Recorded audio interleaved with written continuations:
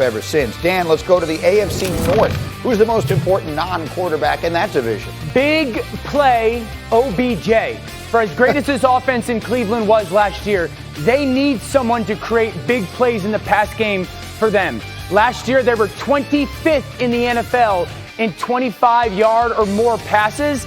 He can bring that to this offense. The big play action bombs down the middle of the field to stretch the sideline. Odell Beckham closes the gap between the Browns and a Super Bowl. I like that a lot. The Browns, obviously, a team thinking about winning that division. How about their arch rival Steelers, who are 2 days away from kicking off the preseason with the Hall of Fame game against the Cowboys? And, of course, one of the big questions heading into the season, can the Steelers turn around what was an incredibly disappointing end to 2020? They began 11-0. They wound up losing 4 of their last 5 and then getting bounced out in the playoffs quickly. And we were talking this morning, Mike T, and you were saying there was one factor and one player on that team who will be critical, and it isn't the one anyone is expecting. Yeah, it's Najee Harris, and whether or not he's an effective pass protector. Let me tell you a story, Greeny. When we traded for Brett Favre, he's like, I need one thing. I'm like, Brett, we just traded for you. We'll name the George Washington Bridge after you, whatever you need, buddy. And he's like, I need a veteran running back who knows pass protection. If we have that, we're going to be great. And when you think about the fact that they have 3 new offensive linemen in Pittsburgh, Ben Roethlisberger is going to need to know that that rookie running back knows protections, knows when to go out for a hot. He needs to know what to do. And if he doesn't know, if he's not comfortable with that at 39 years old with 3 new offensive linemen and a rookie running back, this is really going to hurt the Steeler offense. Well, to Dan Orlovsky, the reason I wanted this in the show today is because I think it is a great example of the little things that many fans might not pick up on or realize are important. I think Najee Harris is going to be the offensive rookie of the year. I think he's going to run wild this season, and that's all well and good. But if he can't pick up pass protection in this way, then maybe he can't even be on the field all the time. As a quarterback, what do you think? Yeah, it's a fair point, but let me be very clear. They did not pick Najee Harris in the first round to be a pass protecting back, and I think Mike T agrees with that. Like, you better go be a dude. I don't need you to excel in that right now. I think overall for the Pittsburgh Steelers offense, I'd say number one, they're going to have to be the first team to do something that's never been done. I don't know how this offense, with a bad offensive line and an old quarterback, becomes explosive. Like that, I don't think that's ever happened in the NFL, to have an old quarterback, bad offensive line, and still be explosive on offense. Now, 2 of the ways I do think they can do it, Greeny, is one, they got to become less predictable. Last year, this offense was just too predictable. Big Ben wasn't under center enough, and when he was, they were going to hand it off. When he was in the gun, it was going to be a pass. So, they've got to figure out putting Ben more under center, having him more in the play-action game. 2, utilize more of this at-the-snap or pre-snap motion that everybody does in the NFL except basically the Steelers. They need to do more of it. But Najee Harris is going to be a really, really, really good player, but his impact on this offense should be significantly greater than whether you could pick up the blitzing Mike linebacker or not. Yeah, no, Dan, if Rex Ryan was sitting right here, someone I worked with for 4 years would tell you that if a rookie running back doesn't know protection, it's coming. They're going to blitz from doubt. pregame. So, look, he's a great player, and yeah, he needs to be a dude, but if he doesn't know protections, it's going to hurt the Steeler offense. Yeah, and that would be the point. Maybe he can't be on the field all the time. So that's why it's interesting to watch. Dan, generally speaking, I agree with you. Shefty, when you talk to people in and around the Pittsburgh Steelers, there's such split opinion on what people expect from them. They have a Hall of Fame coach, they have a Hall of Fame quarterback, and an elite defense. What are you hearing from people about Pittsburgh? Well, I think people are higher on the Steelers than Mike Tannenbaum is right now. Mike Tannenbaum has them written off for the upcoming season. And I think we go back to last year and look at Pittsburgh. They were the last unbeaten team in the league. At one point, they were rolling along. Looked like they were bound to go to the Super Bowl. And then they just self-destructed towards the end of the year. Lots of injuries, turnovers. Everything went south. And it seemed to start when they started playing in Cincinnati for whatever reason. And I think this team is trying to get back some of those injured defensive players like Devin Bush, get those guys healthy, run the football, play old-style football to get back to where they were and to prove somebody like Mike Tannenbaum wrong and to get the Steelers back to where we usually see them.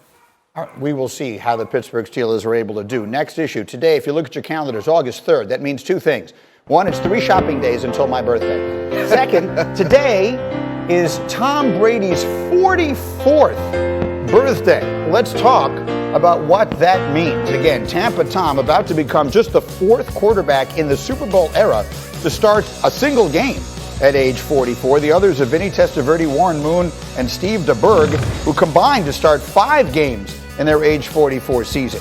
How about more crazy stats? Brady has won more playoff games since turning 40 than 5 active NFL franchises have won in their history. He's also older than 13 current NFL coaches. 5,400 different players have been drafted in the NFL since he was in the year 2000. The numbers just are ridiculous. In fact, I would add, today is also Zach Wilson's birthday, the young quarterback for the Jets. He's exactly half Brady's age. He turns 22 today. Brady turns 44. Dan, is there any reason, can Tom Brady be better at 44 than he's ever? What are you waving at me? Anytime you have Tom Brady and you come to me and say, can he? My answer is yes. I don't care what the question is. I'm not saying no, okay? Can he be better? Absolutely. My answer is yes. I don't care what you are going to come after you say, can he? What the words are that follows, it's going to be yes, because all this guy does is go and prove. Yes, yes, yes. Can he be better? Absolutely, because they're going to put O.J. Howard in this offense, Antonio Brown in this offense, Gio Bernard in this offense, and I'm never going to doubt Tom Brady.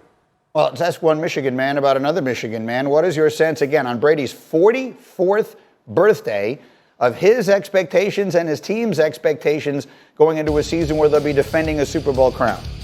They think they're going to be better than last year, which is hard to imagine, right? But again, last year, irregular offseason program, getting used to the offense. They had some injuries. They get people back. Now he's comfortable in the offense. Now he has the players he wants. Now he has the confidence of winning a Super Bowl. Now, technically, they should really be rolling when they were rolling at the end of last year. At one point, they were 7-5. They picked up steam, and then nobody could stop them. And they don't believe that there's any reason that this team shouldn't be better this year. The defense should be better. Brady should be more comfortable. Now, again, it's August, right? Everybody feels that way. And then the season starts and we see what turns out to be fact and fiction. But this team feels like it has the talent and potential to be better than it was last year.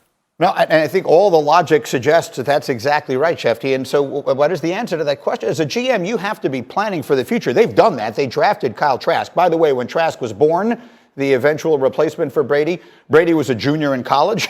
So I have numbers coming out anywhere you're looking for today. But what is your sense of this? Greeny, as you would like to say, sneaky big news, and Dan touched on it. O.J. Howard only played in 4 games. When you go back to those great Patriot offenses and how many good tight ends they had over the years, O.J. Howard could be a great player. So I agree with what Adam said about preparation time, but O.J. Howard could be a difference maker for them. So remarkably, they could be better. And here's something else about his age. He is 15 years older than Carson Wentz. And we would have said this 2 months ago, regardless of his current foot situation. We all thought Tom Brady had a better chance of playing 17 games than Carson Wentz. His durability is remarkable for somebody that's so much older than his peers. See that, Dan? Why did you have to do that? Why? I don't know. Who put you up to this? Marcus Spears? Was it Mina Kimes? Was it all the Cowboys fans? Who put you up to this, Tannenbaum? It's just the facts. I think that's FACTS, Dan. The facts. he just comes at for absolutely no reason. He's just coming at Orlovsky. Yeah, I don't understand it, Greeny. Also, just touching on the Tom Brady thing, I make fun of my friends who are 44 years old, and I call them old. So I don't, How old are you? North of 44. Yeah, Shefty, how old are you? 54, and we should all be as pliable as Tom Brady. Yeah, I was about to say that. Orlovsky, you're the only one in this conversation who's not older than Tom Brady. So we all took that personally. All right, coming up, we're down to 2 teams.